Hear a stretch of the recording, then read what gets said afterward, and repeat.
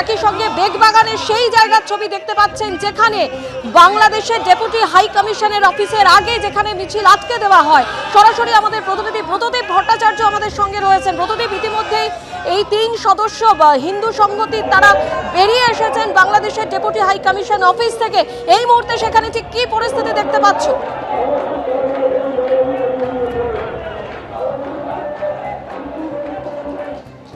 যান্ত্রিক কারণে আমাদের প্রতিনিধির সঙ্গে যোগাযোগ বিচ্ছিন্ন হয়ে গেছে।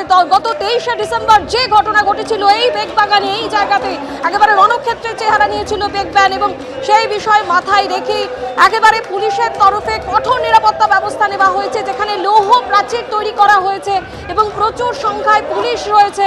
আন্দোলনকারী যারা তারা কিন্তু সেখানে বসে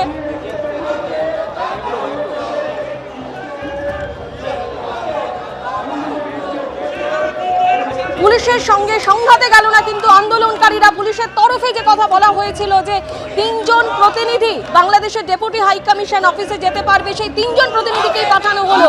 গত 23শে ডিসেম্বর আমরা যে ছবি দেখেছিলাম বেগবাগানের ঠিক এই জায়গাতেই যখন মিছিল আটকানো হয়, একেবারে রণক্ষেত্রের চেহারা নেয় সেই জায়গা, এবং সেই বিষয় মাথায় রেখেই পুলিশের তরফে আজকে আপনারা দেখেছেন যে যথোপযুক্ত নিরাপত্তা ব্যবস্থা নেওয়া হয়েছিল। এবং তারপরে আমরা দেখলাম হিন্দু সংগতির প্রতিনিধিরা, তারা 3 জন প্রতিনিধি তারা বাংলাদেশের ডেপুটি হাই কমিশনের অফিসে যান এবং তাদের ডেপুটেশন জমা দেন। সরাসরি আমাদের প্রতিনিধি ব্রতদীপ ভট্টাচার্য আমাদের সঙ্গে রয়েছেন। ব্রতদীপ, আমরা দেখলাম আন্দোলনকারীরা তারা কিন্তু পুলিশের কথা মেনেই 3 জন প্রতিনিধি তারা বাংলাদেশের ডেপুটি হাই কমিশন অফিসে গেলেন, পুলিশের সঙ্গে সংঘাতে গেলেন না তারা।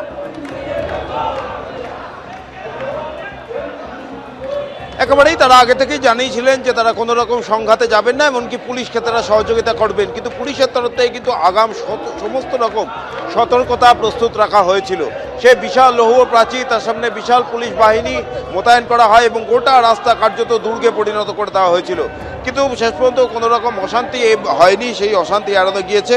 এবং যারা আন্দোলনকারী তারা যে দাবি নিয়ে এসেছিলেন যে বাংলাদেশ হাই কমিশনের কাছে তারা নিজেদের দাবি জানাবেন, তাদের 6 দফা দাবি রয়েছে, সেই দাবিপত্র নিয়ে সেই স্মারকলিপি নিয়ে তারা গেছিলেন বাংলাদেশ হাই কমিশনের কাছে। এবং তাদের যেটা বক্তব্য, একজন আধিকারিক তাদের সঙ্গে দেখা করেছেন এবং তারা মনে করছেন তিনি ডেপুটি হাই কমিশনারের কিংবা তার সমপদমর্যাদার কেউ একজন হবে, তার সঙ্গে তারা দেখা করে তাদের এই দাবি জানিয়েছেন। এবং তারা আশাবাদী তাদের যে সমস্ত দাবিগুলি রয়েছে সে দাবিগুলো পূর্ণ হতে পারে, সেমনই আশ্বাস তারা বাংলাদেশ হাই কমিশনের থেকে পেয়েছেন।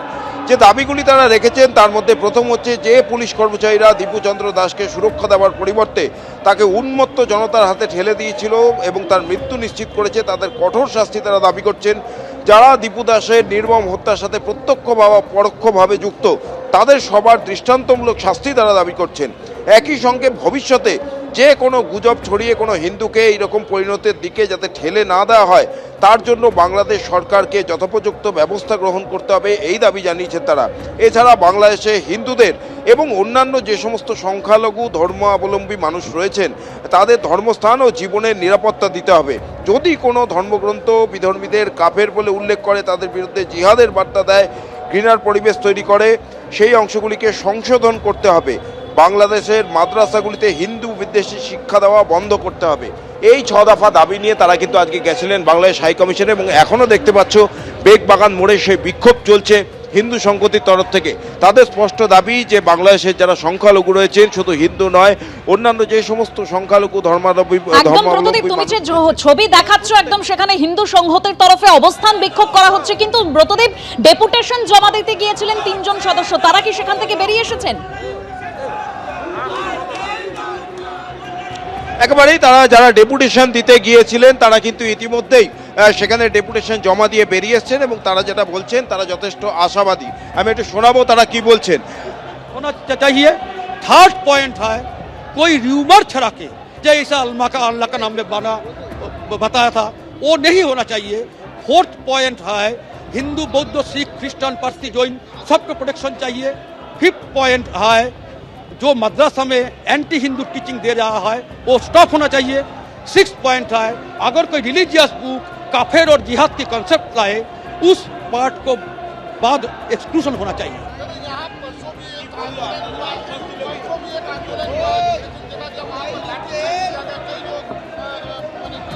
वो दुर्भाग्यजनक विषय, दुर्भाग्यजनक है, ऐसा होना नहीं चाहिए। वो हिंदू का कौज में काम कर रही है। रजत राय उन्हीं बोलें আমাদের বার্তা উনি পৌঁছে দেবেন বাংলাদেশ সরকারের কাছে।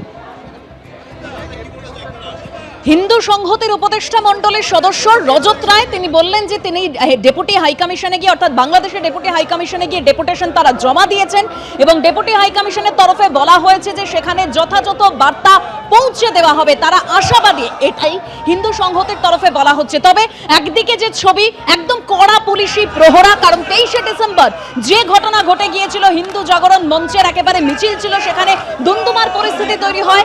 তারপর আজকের এই যে বেগবাগানের মিছিল সম্পূর্ণ আলাদা, পুলিশের সঙ্গে সংঘাতে জোরালো না সনাতনীরা, তারা পুলিশের কথা মতোই একেবারে 3 জন সদস্য তারা ডেপুটেশন দিতে গেলেন। এবিপি আনন্দ এগিয়ে থাকে, এগিয়ে রাখে।